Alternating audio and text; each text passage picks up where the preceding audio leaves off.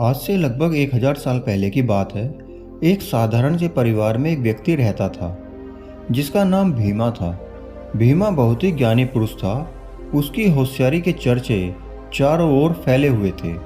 जब भी किसी को कोई परेशानी होती तो वो भीमा के पास आ जाते और भीमा उनकी समस्या को बड़ी ही आसानी से हल कर देता। भीमा की बुद्धिमानी के हजारों किस्से थे। यहाँ तक कि जब भी वहाँ के राजा को कोई परेशानी होती तो वो भी भीमा से सलाह लेता। एक बार कुछ ऐसी ही घटना घटी। एक चालाक व्यक्ति राजा के दरबार में आया। उसके पास 2 फूल थे।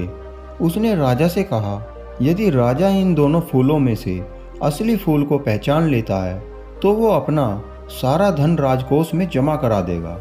लेकिन अगर राजा असली फूल को पहचान नहीं पाते हैं तो राजा को उतना ही धन उसे पुरस्कार के रूप में देना होगा। राजा उस व्यक्ति की शर्त को स्वीकार कर लेता है और उन दोनों फूलों को देखने लगता है।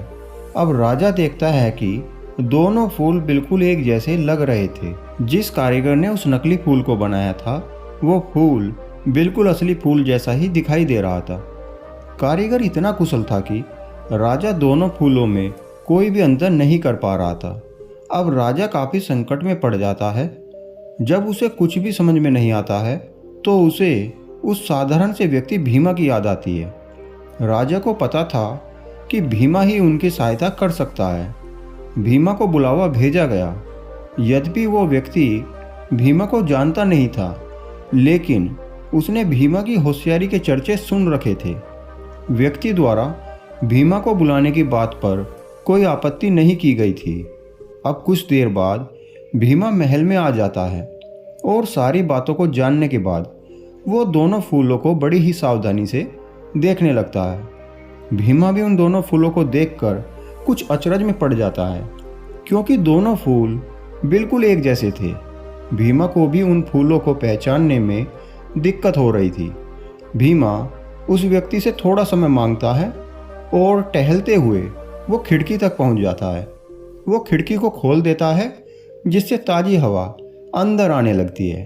अब थोड़ी देर बाद एक भंवरा उड़ता हुआ आता है और वो उन दोनों फूलों में से एक पर बैठ जाता है। भीमा के चेहरे पर मुस्कुराहट फैल जाती है, जिसे देखकर राजा समझ जाता है कि भीमा ने असली फूल को पहचान लिया है।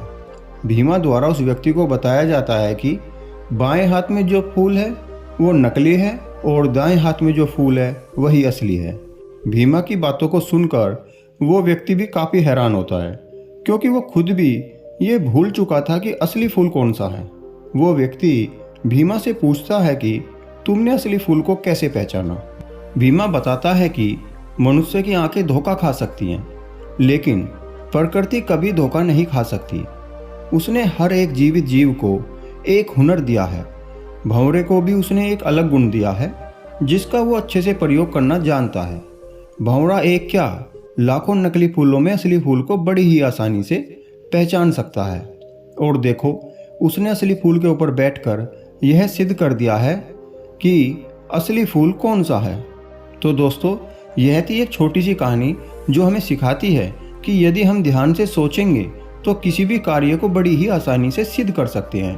प्रकृति ने हम सभी को एक गुप्त शक्ति दे रखी है, जिसे यदि हम चाहें तो ध्यान के माध्यम से प्राप्त कर सकते हैं और साधारण मनुष्य की अपेक्षा अपना IQ लेवल बढ़ा सकते हैं। कहानी अगर आपको पसंद आई हो तो कमेंट बॉक्स में जाकर लिखें।